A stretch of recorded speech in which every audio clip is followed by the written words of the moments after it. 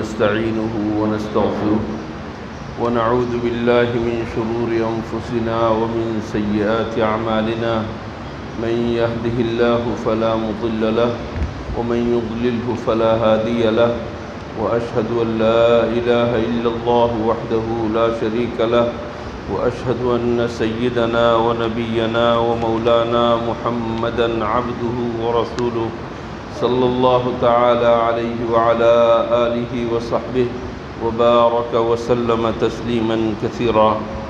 أما بعد، فعن أبي موسى رضي الله عنه عن النبي صلى الله عليه وسلم قال: المؤمن للمؤمن كالبنيان يشد بعضه بعضا ثم شبك بين أصابعه. مسلمانوں کو آپس میں کس طرح رہنا چاہیے؟ ایک دوسرے کے ساتھ تعاون اور تناصر کے ساتھ، ایک دوسرے کی نصرت کرتے ہوئے، ایک دوسرے کی مدد کرتے ہوئے اور ایک دوسرے کی حفاظت کرتے ہوئے، ایک دوسرے کے لیے خیر خواہی کا جذبہ رکھتے ہوئے ایک مسلمان معاشرے کے اندر ایک مسلمان دوسرے مسلمان کے ساتھ کس طرح رہنا چاہیے، حضور اکرم صلی اللہ علیہ وسلم نے ہمیں اس کے آداب بتائے ہیں۔ حضرت ابو موسیٰ اشعری رضی اللہ تعالیٰ عنہ فرماتے ہیں کہ رسول اللہ صلی اللہ علیہ وسلم نے ارشاد فرمایا، ایک مسلمان دوسرے مسلمان کے لیے دیوار کی طرح ہے۔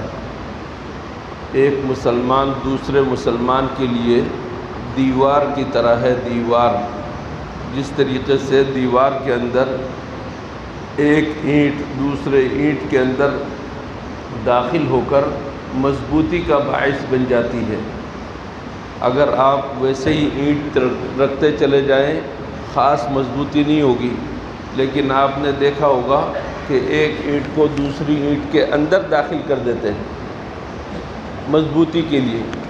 فرمایا کہ المؤمن للمؤمن کالبنیان، مسلمان مسلمان کے لیے دیوار کی طرح ہے، یشد بعضہ بعضا، کہ ایک دوسرے کے لیے مضبوطی کا باعث ہے۔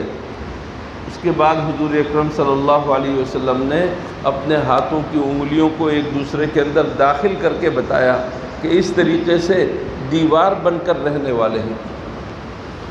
اسی بات کی تشریح حضور اکرم صلی اللہ علیہ وسلم نے دوسری حدیث میں فرمائی، عن النعمان بن بشیر رضی اللہ عنہما قال قال رسول اللہ صلی اللہ علیہ وسلم: المؤمنون كرجل واحد ان اشتكى عینه اشتكى كله وان اشتكى رأسه اشتكى كله۔ فرمایا کہ سارے کے سارے مومنین، سارے کے سارے مسلمان مل کر گویا کہ ایک انسان ہے۔ سارے کے سارے مسلمان مل کر گویا کہ ایک انسان ہے۔ کس طرح کہ اگر ایک آدمی کی آنکھ میں صرف تکلیف ہو، سر میں تکلیف نہیں، ہاتھ میں تکلیف نہیں، پیٹ میں تکلیف نہیں، پاؤں میں تکلیف نہیں، صرف آنکھ میں تکلیف ہے، تو اس آنکھ کی تکلیف کو پورا کا پورا جسم محسوس کرتا ہے۔ اور فرمایا وَإِنِ اشْتَكَى رَأْسُهُ اشْتَكَى كُلُّهُ، اور اگر اس کے سر میں تکلیف ہو، سر میں درد ہو اور کسی جگہ تکلیف نہیں، تو پورا کا پورا جسم اس درد میں شریک ہو جاتا ہے۔ مسلمان یہاں پر ہیں بہت سارے، ہم دوسرے ملکوں میں ہیں، تیسرے ملکوں میں ہیں، دوسرے بر اعظموں میں ہیں، تمام کے تمام مسلمان مل کر، سارے کے سارے مسلمان مل کر ایک جسم کی طرح ہیں، ایک شخص کی طرح ہیں۔ ایک کی تکلیف کی وجہ سے دوسرے کو تڑپنا چاہیے۔ مسجد اقصیٰ میں ہمارے مسلمان بھائیوں پر، بہنوں پر، بچوں پر جو ظلم اور دہشت گردی ہو رہی ہے، مسجد میں، مسجد کے اندر، مسجد کے صحن میں جو دہشت گردی ہو رہی ہے، ہمارا دل دھڑکنا چاہیے، ہمیں اس کا درد محسوس کرنا چاہیے۔ برما کے اندر، ارکان کے اندر مسلمانوں کے اوپر ظلم ہوا، تشدد ہوا، ان کے گھروں کو جلایا گیا، ان کے مردوں کو ذبح کیا گیا، بچوں کو چیرا پھاڑا گیا۔ ہمیں یہاں پر بیٹھ کر درد ہونا چاہیے۔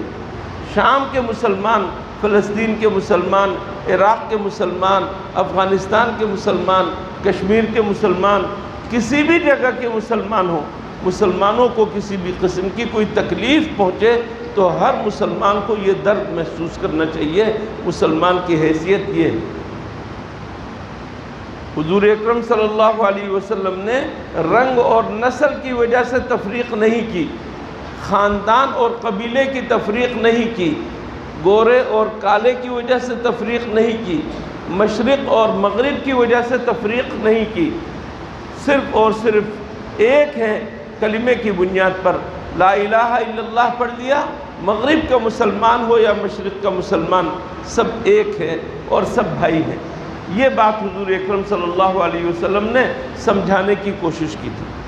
حضور اکرم صلی اللہ علیہ وسلم کے آنے سے پہلے سارے قبائل آپس میں دست و گریباں تھے، ایک دوسرے کو مارتے کوٹتے تھے، ان کو جمع کرنا ممکن نہیں تھا، ان کو متحد کرنا ممکن نہیں تھا۔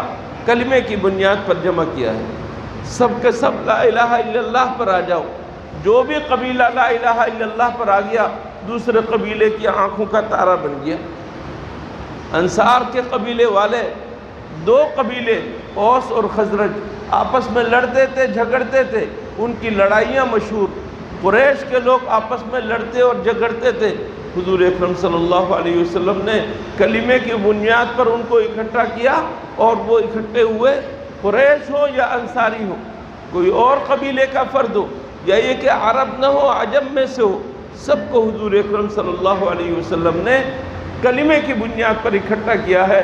میرے دوستو، اس کلمے کے بغیر مسلمانوں کے اکٹھا ہونے کا کوئی سوال ہی نہیں پیدا ہوتا۔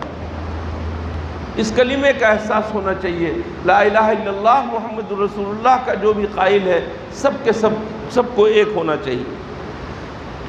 مزید حضور اکرم صلی اللہ علیہ وسلم نے کس قدر تفصیل کے ساتھ مسلمان کا حق بیان فرمایا، سنیے۔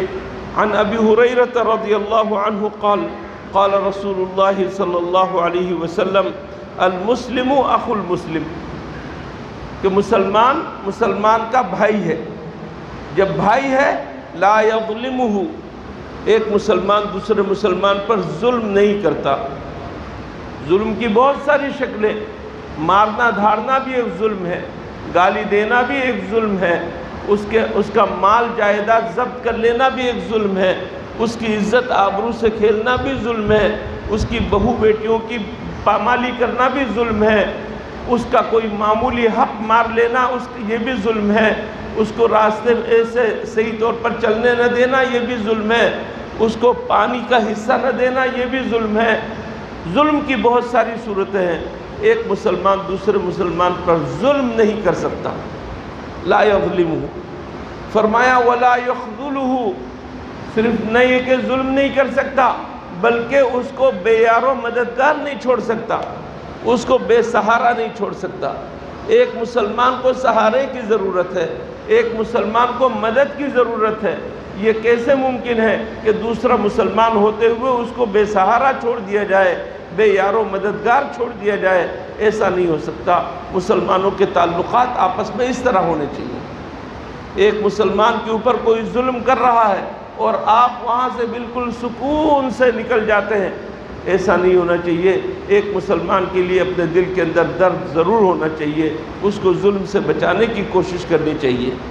فرمایا ولا یحقرہ، ایک مسلمان دوسرے مسلمان کو حقیر، کمتر نہیں سمجھتا۔ ایک مسلمان، میں پٹھان ہوں، میں سندھی ہوں، میں فلاں ہوں، میں فلاں ہوں، یہ میں کی وجہ سے دوسرے کو کمتر اور حقیر سمجھنا اللہ کے نزدیک ایسے لوگوں کی کیڑے کی بھی حیثیت نہیں، اللہ کے نزدیک ایسے لوگوں کی کیڑے کی حیثیت بھی نہیں ہے۔ ایک مسلمان دوسرے مسلمان کو جب مسلمان ہے اسے حقیر نہیں سمجھ سکتا۔ کافر کو بھی حقیر نہیں سمجھنا چاہیے، حقیقتاً تو اللہ کی مخلوق ہے، اللہ کی مخلوق کو حقیر نہیں سمجھنا چاہیے۔ لا یحقرہ، ایک مسلمان دوسرے مسلمان کو حقیر نہیں سمجھتا، کمتر نہیں سمجھتا، کمزور نہیں سمجھتا۔ دیکھیے اللہ تعالیٰ نے مختلف طبقات رکھے ہیں، کوئی امیر ہے کوئی غریب۔ اپنے آپ کو امیر سمجھ لینا اور دوسرے کو غریب سمجھ لینا یہ کوئی عیب کی بات نہیں ہے۔ ایک بڑا بھائی ہے، ایک چھوٹا بھائی ہے، بڑا بھائی اپنے آپ کو بڑا سمجھے اور چھوٹے بھائی کو چھوٹا سمجھے، یہ کوئی عیب کی بات نہیں ہے۔ باپ بہرحال بڑا ہوتا ہے، اولاد چھوٹی ہوتی ہے، لیکن باپ اپنے آپ کو بڑا ہی سمجھے گا، اس میں بھی کوئی عیب کی بات نہیں۔ عیب کی بات یہ ہے کسی کو کمتر سمجھنا، نیچ سمجھنا، اپنے کو برتر سمجھنا۔ بڑا بھائی ہونا عمر کے اعتبار سے یہ اور بات ہے، لیکن تمہیں یہ حق کہاں سے ملا کہ تم اپنے چھوٹے بھائی کو حقیر سمجھو، کمتر سمجھو، نیچ سمجھو، کمین سمجھو؟ اس کی اجازت نہیں، اس کی اجازت نہیں۔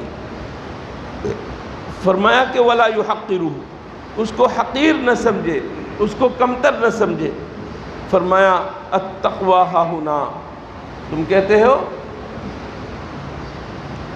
کہتے ہو کہ بس میرے دل میں تو خوف ہے، میرے دل میں جو ہے، میرے دل کے اندر سب کچھ صحیح ہے۔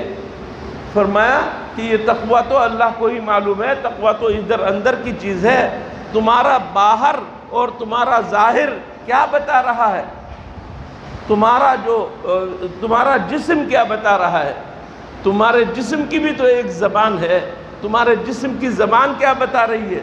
تم اپنے آپ کو بہت زیادہ سمجھ رہے ہو، جاہو جلال والا سمجھ رہے ہو، شان و شوکت والا سمجھ رہے ہو، تم اپنے جسم کے ذریعے سے، اپنے چہرے کے ذریعے سے یہ جتلا دیتے ہو کہ تم حقیر ہو اور تم کمزور ہو، تم کمتر ہو، یہ جتلا دیتے ہو۔ اللہ تعالیٰ کے ہاں تمہارے دل کا پیمانہ بھی موجود ہے۔ التقویٰ ہاہنا یشیر الی صدرہ ثلاث مرات، اپنے دلوں کو ٹھیک کرو۔ حضور اکرم صلی اللہ علیہ وسلم بار بار اشارہ کر رہے ہیں، تقویٰ اندر کی چیز ہے، تقویٰ اندر کی چیز ہے، تقویٰ اندر کی چیز ہے۔ فرمایا بحسب امرئ من الشر ان یحقر اخاہ المسلم، ایک آدمی کے برے ہونے کے لیے، شریر ہونے کے لیے، شر والا ہونے کے لیے اتنا کافی ہے کہ وہ اپنے مسلمان بھائی کو حقیر سمجھے۔ میں عالم ہوں اور یہ شخص عالم نہیں ہے، اس کو حقیر سمجھنے کی گنجائش نہیں ہے، اس کو حقیر سمجھنے۔ میرے دوستو، مجھے واقعہ یاد آیا، ایک بہت بڑے امام ہے علامہ تاج الدین سبکی رحمۃ اللہ علیہ، اور ان کے صاحبزادے ہیں علامہ تقی الدین سبکی۔ تو علامہ تقی الدین سبکی والد ہیں، تاج الدین سبکی غالباً بیٹے ہیں۔ تو مجلس جمی ہوئی تھی، مجلس کے قریب کوئی کتا آ گیا، تو اس کتے کو بھگانے کے لیے کہا کہ اخسا کلب ابن کلب، دفع ہو جاؤ کتے کے بچے کتے، کتے کے بچے کتے، دفع ہو جاؤ۔ جیسے ہم کہتے ہیں ایک کتے سے کہا ہے، اور وہ حقیقتاً کتے کا بچہ بھی ہے۔ باپ نے فوراً تنبیہ کی، یہ بتلاؤ کہ تم نے جو یہ جملہ کہا ہے تحقیر کی نیت سے، کمتر سمجھنے کی نیت سے کہا ہے، یا واقعی کتے کا بچہ ہے اس وجہ سے کہا ہے؟ اگر تم نے اس کو کمتر ہونے کی حیثیت سے تحقیراً، حقیر سمجھتے ہوئے کہا ہے تو تم گناہگار ہو۔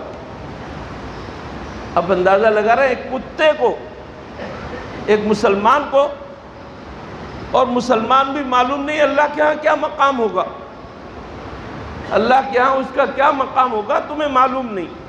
میں نے غالباً حدیث سنائی تھی، پھر سن لیں کہ حضور اکرم صلی اللہ علیہ وسلم بیٹھے ہوئے تھے، ایک شخص گزرا، ایک شخص وہاں سے گزرا، تو ساتھ بیٹھے ہوئے ایک صحابی سے پوچھا حضور اکرم صلی اللہ علیہ وسلم نے، اس شخص کے بارے میں تمہاری کیا رائے ہے؟ کہا کہ یا رسول اللہ یہ تو چودھری آدمی ہے، یہ تو بڑا آدمی ہے، یہ تو بہت بڑے آدمی ہیں، یہ ایسے آدمی ہے کہ اگر کسی کے گھر میں جا کر پیغام نکاح دے تو کبھی یہ ٹھکرایا نہیں جائے گا، یہ اگر کسی کی سفارش کرے تو اس کی سفارش ضرور قبول ہوگی، رد نہیں کیا جائے گا، یہ ایسا آدمی ہے۔ بات ختم ہو گئی۔ تھوڑی دیر بعد ایک اور آدمی کا گزر ہوا، حضور اکرم صلی اللہ علیہ وسلم نے پوچھا کہ یہ کیسا آدمی ہے؟ کہا کہ یا رسول اللہ یہ انتہائی کمزور قسم کا آدمی ہے، یہ ایسا شخص ہے کہ کسی کے پاس پیغام نکاح لے کر جائے تو دھتکار دیا جائے گا، کسی کی سفارش اگر کرے تو اس کی سفارش قبول نہیں ہوگی، یہ ایسا آدمی ہے۔ حضور اکرم صلی اللہ علیہ وسلم نے فرمایا وہ جو پہلا شخص جس کو تم چودھری کہہ رہے ہو، بڑا کہہ رہے ہو، بہت بلند اور بالا سمجھ رہے ہو، اس جیسوں سے اگر پوری دنیا بھر جائے، اس جیسوں سے اگر پوری دنیا بھر جائے تو یہ جو دوسرا شخص ہے ان سب سے بڑھ کر ہوگا۔ یہ جو دوسرا شخص جس کو تم حقیر سمجھ رہے ہو یہ ان سے بڑھ کر ہوگا۔ کون اللہ کے ہاں بڑا ہے یہ کسی کو نہیں معلوم۔ کس طریقے سے تم کسی مسلمان کو حقیر سمجھو گے؟ اس وجہ سے کہ تمہارا ماتحت ہے، اس وجہ سے کہ تم سے مسئلہ پوچھتا ہے، اس وجہ سے کہ تمہارا ادب کرتا ہے، تم نے اس کو چھوٹا سمجھنا شروع کر دیا۔ احسان مانو اس کا احسان مانو کہ وہ تمہیں بڑا سمجھتا ہے، تمہاری عزت کرتا ہے۔ تمہاری عزت کرنے کی وجہ سے تم نے اس کو حقیر سمجھنا شروع کر دیا، اس کو چھوٹا سمجھنا شروع کر دیا۔ نادانی کی بات ہے یہ، نادانی کی بات ہے۔ 2 پیسے اللہ نے تمہیں دیے، تم نے ان کو بانٹنا شروع کیا۔ لاکھوں دیے، تم نے 2000 روپے خرچ کیے لوگوں کے ہاتھوں میں دے دے کر، اور تم نے ان لوگوں کو حقیر سمجھنا شروع کر دیا کہ یہ میرے سارے کے سارے ماتحت ہیں، میں ان کے اوپر احسان کرتا ہوں 2 روپے دے کر۔ کس قدر خطرناک بات ہے۔ اللہ کے ہاں تمہارے ان پیسوں کی کوئی حیثیت نہیں، تمہاری مالداری کی کوئی حیثیت نہیں۔ اللہ کے ہاں تو اس دل کی کیفیت کا اعتبار ہے، اور دل کی کیفیت میں وہ شخص تم سے بہت بڑا ہوا ہو سکتا ہے۔ اندازہ لگائیے۔ بحسب امرئ من الشر ان یحقر اخاہ المسلم، فرمایا کل المسلم علی المسلم حرام۔ مسلمان کا کل دوسرے مسلمان کے لیے حرمت والا ہے۔ مسلمان کا کل مکمل مسلمان، اس کی آنکھیں، اس کی ناک، اس کا کان، اس کا منہ، اس کا جسم مکمل دوسرے مسلمان کے لیے حرام ہے، حرمت والا ہے۔ دمہ، اس کا خون حرام ہے، ومالہ، اس کا مال حرام ہے، وعرضہ، اور اس کی آبرو حرام ہے۔ تم اس کا خون نہیں نکال سکتے چاہے ایک قطرہ ہی کیوں نہ ہو، تم اس کا مال نہیں لے سکتے چاہے ایک کوڑی ہی کیوں نہ ہو، تم اس کی عزت سے نہیں کھیل سکتے چاہے مذاق میں ہی کیوں نہ ہو۔ ہر شخص، ہر مسلمان کا خون، مال اور آبرو محفوظ ہے، اللہ نے محفوظ کیا ہے۔ کل المسلم علی المسلم حرام دمہ ومالہ وعرضہ۔ اللہ تعالی ہم سب کو مسلمانوں کے ان حقوق کو سمجھنے اور پھر ان کی رعایت کرنے اور ان پر عمل کرنے کی توفیق عطا فرمائے۔ انشاءاللہ باقی حدیثیں کل سناؤں گا۔ اللہ نے